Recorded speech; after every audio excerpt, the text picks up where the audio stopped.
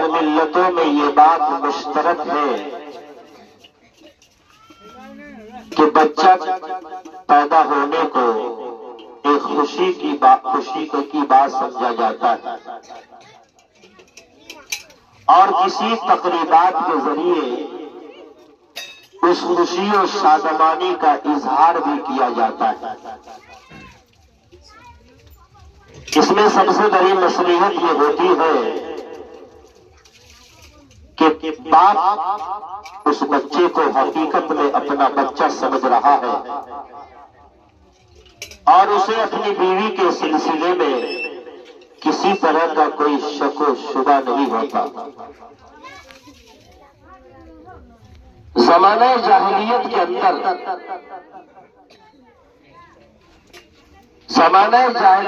کے اندر بھی عقیقہ کرنے کا رسم و رواج رہا ہے۔ زمانہ جاہلیت میں جب کسی کے گھر میں کوئی بچہ پیدا ہوتا تھا تو اس کے نام سے باضابطہ جانور ذبح کیا جاتا اور اس جانور کے خون سے اس بچے کے سر کو رنگ دیا جاتا تھا، یا روئی کا پھوڑا بنا کر اور اس جانور کا خون لگا کر اس بچے کے سر پر رکھ دیا جاتا تھا۔ جب اسلام آیا تو رسول اللہ صلی اللہ علیہ وسلم نے باضابطہ طور پر لوگوں کو، اپنے ماننے والے کو اس سلسلے میں ہدایت دی اور اسلامی تعلیمات سے لوگوں کو روشناس کرایا۔ یاد رکھیے، عقیقہ کرنا یہ ایک مستحب عمل ہے۔ اعمال میں کچھ وہ کام ہے جو بچے کی ولادت کے وقت کیا جاتا ہے، اور کچھ اعمال وہ ہے جو بچے کے ولادت کے بعد یعنی 7ویں دن کیا جاتا ہے۔ ورنہ عام طور سے پہلے تو ہم سنتے تھے کہ لڑکا پیدا ہوتا تھا تو گاؤں سماج میں کان میں اذان دیا جاتا تھا، لیکن لڑکی جب گھر میں پیدا ہوتی تو لوگ اس کے کان میں اذان نہیں دیتے تھے۔ لیکن اب ماشاءاللہ لڑکا ہو یا لڑکی، اب لوگ باضابطہ پڑھے لکھے لوگوں کو بلا کر اور باضابطہ اس کان میں اذان دیتے ہیں۔ تو جب بچہ پیدا ہو تو بچہ پیدا ہونے کے بعد اسے نہلا دیجئے اور اسے کپڑا پہنا کر اس کے بعد اس کے دائیں کان میں اذان دلوائیے اور بائیں کان میں تکبیر کہلوائیے۔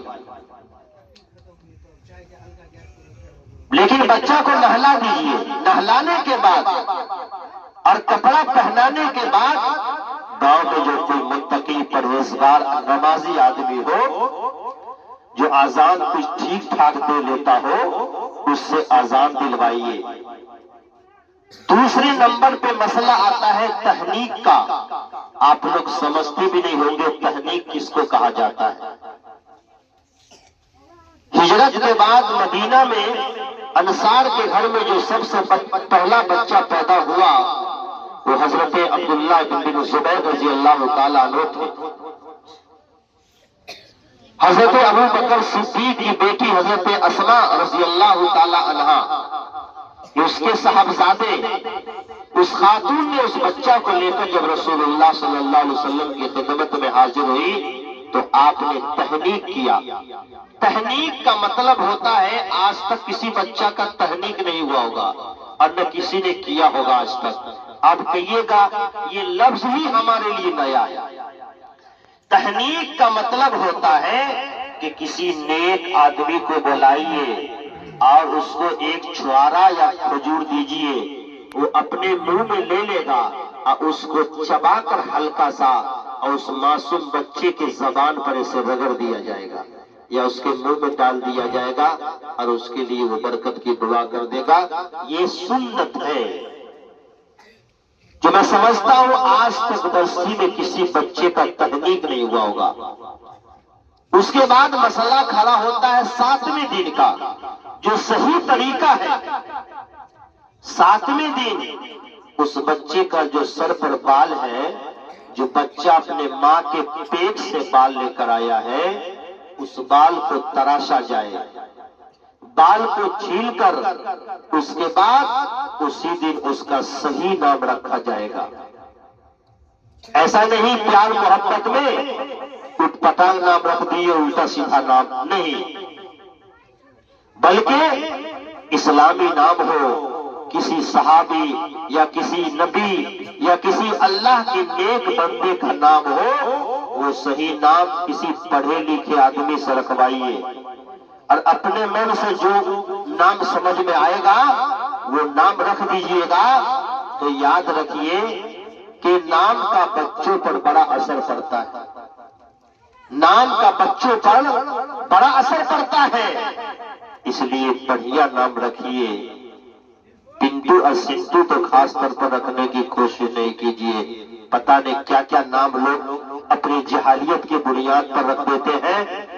جو نام لیا جائے تو اس کا مطلب مانے دیکھیے گا تو معلوم پڑے گا کہ نام نہیں لے رہا، گالی دے رہا ہے۔ اس لیے بچے کا حق ہے باپ کے اوپر، حق الولد علی الوالد ان یحسن اسمہ، باپ پر ضروری ہے کہ بچے کا نام کا انتخاب کسی پڑھے لکھے آدمی سے کرائے اور صحیح نام رکھنے کی کوشش کرے۔ تو 7ویں دن کا لحاظ رکھا جائے۔ گاؤں میں یہ جو چھٹیار چلا ہوا ہے، کیا بات ہے امام صاحب، آج چھٹی کی دعوت ہے، کھولا کے گھر میں چھٹی ہے۔ یاد رکھیے چھٹیار یہ کوئی چیز نہیں ہے، عورتیں بھی کان کھول کر سن لیں، یہ جو چھٹیار ہم نے چلا دیا ہے اس کا ثبوت قرآن و حدیث میں کہیں نہیں ہے۔ 7ویں دن نام رکھا جائے گا، 7ویں دن سر کا بال اڑایا جائے گا، 7ویں دن عقیقہ کیا جائے گا، 7ویں دن 7ویں دن کا خیال رکھنا ہوگا۔ یہ 6 دن تھوڑی ہے، اب محلہ والا روز پروز کا دعوت دیا، کیا بات ہے تو فلنما کا بیٹا بولا چھٹیار ہے آئے، چھٹیار، یہ چھٹیار کیا ہوتا ہے؟ کچھ نہیں ہے چھٹیار، یہ سب گناہ کا کام ہے۔ 7ویں دن اگر بچہ جمعہ کو پیدا ہوا ہے تو ایک دن پہلے جمعہ، سنیچر، اتوار، سوموار، منگل، بدھ، جمعرات کو جو کچھ کرنا ہے، نام رکھنا ہے یا بھوج بھنڈار عقیقہ جو بھی کرنا ہے، 7ویں دن کا خیال رکھیے۔ لیکن جو بچہ اپنے ماں کے پیٹ سے بال لے کر آتا ہے، اس بال کو تراش کر اور اس کے وزن کے مقدار چاندی غریبوں میں صدقہ کیا جائے گا، ورنہ بچے کے بال کو حفاظت سے رکھیے۔ بہت سارے آدمی بچہ کے بال کو، جب بچہ پیدا ہوتا ہے 6-7 دن کے اندر اس کے بال کو تراش کر بال کو پھینک دیا جاتا ہے، اب وہ دھیرے دھیرے بال بڑا ہو جاتا ہے، عقیقہ کرتا ہے 7 سال 8 سال کی عمر میں، تو اب جو سر کے اوپر بال ہے اس بال کا کوئی اعتبار نہیں ہوگا، آپ چھلائیے یا نہ چھلائیے، اسی بال کا اعتبار ہوگا جو بچہ اپنے ماں کے پیٹ سے لے کر آیا ہے۔ تو نام صحیح رکھیں گے، آزان صحیح آدمی سے دلوائیں گے، جس کو آزان دینے آتا ہو صحیح سے، دائیں کان میں آزان اور بائیں کان میں تکبیر، لڑکا ہو یا لڑکی، نام صحیح رکھیں گے۔ اور عقیقہ اپنی حیثیت کے مطابق، ایسے تو لکھا ہے حدیث میں کہ اگر لڑکا ہے تو کم سے کم 2 حصہ، 2 بکرا چاہیے، اور لڑکی ہے تو 1 بکرا یا 1 حصہ۔ لیکن یہ مسئلہ بھی سمجھنے کے لائق ہے، چائے بھی پیجیے، کان ادھر رکھیے ورنہ مسٹیک ہو جائے گا۔ اگر آپ کے اندر وہ اتنی وسعت نہیں ہے، صلاحیت نہیں ہے کہ ہم 2 کھسی بکرا کریں گے، 2 بکرا کیجیے تو کم سے کم 30,000 روپیہ چاہیے، 25,000 روپیہ، تو آپ 1 بھی کر سکتے ہیں۔ لڑکا ہے 2 بکرا چاہیے، اگر آپ کے پاس 1 بکرے ہی کی صلاحیت ہے تو آپ 1 بکرا ہی کر دیجئے، آپ کا عقیقہ ہو جائے گا۔ لڑکی ہے، لڑکی کی طرف سے 1 ہے، 1 کر دیجئے، لیکن اس میں جلد سے جلد کرنے کی کوشش کرنی چاہیے۔ کیوں؟ اس سے خون بہانے سے اور عقیقہ کرنے سے اس بچے پر جو آفت اور مصیبت آنے والی ہوتی ہے، پریشانیاں آنے والی ہوتی ہے زندگی میں، اس بچے کے نام سے عقیقہ کر دینے سے یہ بلائیں ٹل جاتی ہیں، یہ مصیبتیں دور ہو جاتی ہیں۔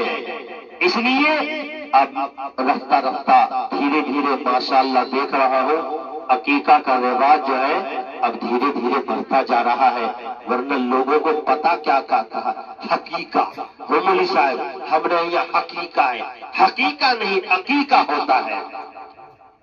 اور اس کے بعد ایک اور بڑا مسئلہ ہے، ابھی میں نے 1 گھنٹہ تقریر کیا تھا رائے محلہ میں عقیقے کے عنوان پر، لیکن لوگ سنتے نہیں ہیں۔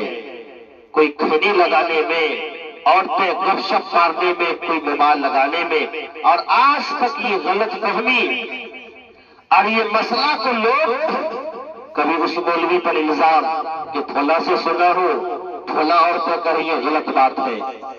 کلیئر مسئلہ سن لیجئے، عقیقہ کا جو گوشت ہوتا ہے، عقیقہ کا جو گوشت ہوتا ہے اس کا حکم اور قربانی کے گوشت کا حکم بالکل برابر ہے۔ عقیقہ کے گوشت میں اور قربانی کے گوشت میں کوئی فرق نہیں ہے۔ قربانی کے گوشت کو کیا کرتے ہیں؟ اس کو آپ 3 حصہ میں لگاتے ہیں، 1 حصہ خود رکھتے ہیں، 1 حصہ غریبوں میں، مسکینوں میں، یتیموں میں تقسیم کرتے ہیں، اور 1 حصہ اڑوس پڑوس کے لوگ کو دے دیتے ہیں۔ اگر کسی کے گھر میں آدمی زیادہ ہے، پریوار بڑا لمبا ہے، اگر بانٹے گا تو سب بھوکے رہ جائے گا، تو خود بھی گھر میں اگر تنہا استعمال کر لے گا تو کوئی گناہ ہونے والا نہیں ہے، لیکن دے دے تو بہتر ہے۔ تو یہ غلط فہمی سماج میں ہے کہ عقیقہ کا جو گوشت ہوگا، باپ رے باپ اوکرا نانی کیسے کھائیے، اور اوکرا ماں کیسے کھائیے، اب بچہ کیسے کھائیے۔ کل بھی 2-4 عورتیں کہہ رہی تھی مولوی صاحب عقیقہ کا جو گوشت ہوئے ہیں اوکرا نانی نہیں نہ کھائیے، ہم کہلیے نانی کا حصہ، ہم مائیں کا حصہ، اب پوا کا حصہ نے تو ہم نے بھیج دیا، ہم ہی کھا لیں۔ یہ بتائیے جس بچے کے نام سے عقیقہ ہوا ہے اس کو تو 90 تک کھلاؤ، اور اس کی ماں، اس کی نانی اگر 90 تک بھی کھا لے تو کم میں ہے، تو انہیں کھائیے تو کیا کھائیے۔ اس لیے عقیقہ کا جو گوشت ہوگا بچے کو بھی کھلائیے، جس بچے کے نام سے اور جس بچی کے نام سے۔ اب بتاؤ کوئی دلہا بابو ہے اور اوکرے نام سے ولیمہ ہوا، دلہے بابو بھوکھا ہے تو ٹھیک رہی ہے؟ تو دلہا بابو کھسائی جی باپ رے باپ ہم بھوج کیا ہم ہی بھوکھا۔ تو جس کی وجہ سے عقیقہ ہو رہا ہے اور وہی نہیں کھائے گا تو کیسے کام چلے گا؟ اس لیے بچہ کو بھی کھلانا ہے، نانی بھی کھائے گی جم کر، اور اس کی ماں تو کھانے کرے گا، باپ بھی کھائے گا، رشتے داروں کو بھی کھلانا ہے، غریبوں کو بھی کھلانا ہے، اور یتیم مسکین بیواؤں کا بھی خاص خیال رکھنا ہے۔ اس لیے کان کھول کر عورتیں بھی سن لے اور مرد حضرات بھی سن لے۔ ایسا نہیں ہو کہ پھر کل سے کہنے لگے مسئلہ پوچھنے لگے کہ فری میں تو مسئلہ پوچھنا ایک دو دار پوچھ لیتے ہیں، تو پھر سمجھ لیجیے گا بڑھیا سا مسئلہ بتا دیں گے، اس لیے سب کھائیں گے۔ تو یہ عقیقے کے گوشت کا مسئلہ حل ہو گیا۔ عقیقہ کرنا مستحب ہے، کرنا چاہیے، اللہ نے آپ کو حیثیت دیا ہے، آپ کے اندر اتنی صلاحیت ہے، تو آپ اپنے بال بچوں کی طرف سے اس وقت نہیں کرا سکتے ہیں، بعد میں بھی کرائیے، لیکن کرا لیجئے تاکہ آنے والی جو بھی مصیبت پریشانی ہوگی انشاءاللہ تعالی اس عقیقے کے سجدے میں سب بلا اور مصیبت ٹل جائے گی۔ تو سب سے پہلے نمبر پہ میں نے کہا حق الولد علی الوالد ان یحسن اسمہ، کہ بچے کا باپ پر حق ہے کہ اس کا بہتر سے بہتر نام رکھے، وَيُحْسِنَ أَدَبَهُ، اور اس کو ادب سکھانے کی کوشش کرے۔ ادب سکھانے کا مطلب ہے، حدیث میں لکھا ہے، اور پہلے ہوتا تھا کہ اپنی اولاد کی تربیت کے لیے اپنی اولاد پر ہمیشہ چھڑی اٹھا کر رکھو۔ ایک چھڑی اپنی اولاد کے لیے تربیت کے لیے ہمیشہ اٹھا کر رکھو، لیکن ہم نے چھڑی کے بجائے بچوں کے ہاتھ میں ہم نے اتنا بھیانک چیز دے دیا ہے جس نے پوری دنیا کو تباہ و برباد کر کے رکھ دیا، اور نسل جو تباہ و بربادی کے بہانے پر جا رہی ہے، اس میں آج کی تاریخ میں سب سے زیادہ کسی چیز کا اہم رول ہے تو وہ موبائل ہے، وہ موبائل ہے۔ اس لیے آپ چاہتے ہیں جب ایک معصوم سا بچہ پیدا ہوتا ہے تو اس کا دل جو ہوتا ہے وہ سفید کاغذ کے مانند ہوتا ہے، اس کے سامنے گالی بکیں گے، اس کے سامنے جھگڑے، وہ بچہ بندر کی طرح نقال ہوتا ہے، اپنے ماں باپ کے نشست و برخاست کو، اٹھنے بیٹھنے کو، بول چال ہر چیز کو بچہ اپنے ذہن و دماغ کے میموری میں کیچ کرتا ہے، اس کو محفوظ کرتا ہے، جیسے جیسے ماں باپ کرے ویسے آگے چل کر بچہ کرتا ہے۔ تو آج کی تاریخ میں عورتیں اپنے جان چھڑانے کے لیے بار بار دودھ مانگ رہا ہے، بار بار ٹوفی کے لیے پیسہ مانگ رہا ہے، بار بار حیران کر رہا ہے، پریشان کر رہا ہے بچہ، تو بس موبائل میں سے یوٹیوب پر جا کر اب کوئی کچھ لگا دے گا، اب بچہ کو دے دے گا۔ وہ بچہ موبائل کا اتنا عادی ہو گیا ہے کہ کتنے بچوں کی آنکھ ٹیڑھی ہو گئی ہے، آنکھ کی روشنی جوانی آتے آتے ختم ہو جائے گی، پھر چشمے کی ضرورت پڑ جائے گی۔ اس کے اندر جو لائٹ ہے، اس میں کوئی شک نہیں ہے کہ موبائل کے نقصانات بھی نہیں، موبائل کے بہت سارے فائدے ہیں جو انسان فائدہ اٹھا رہا ہے۔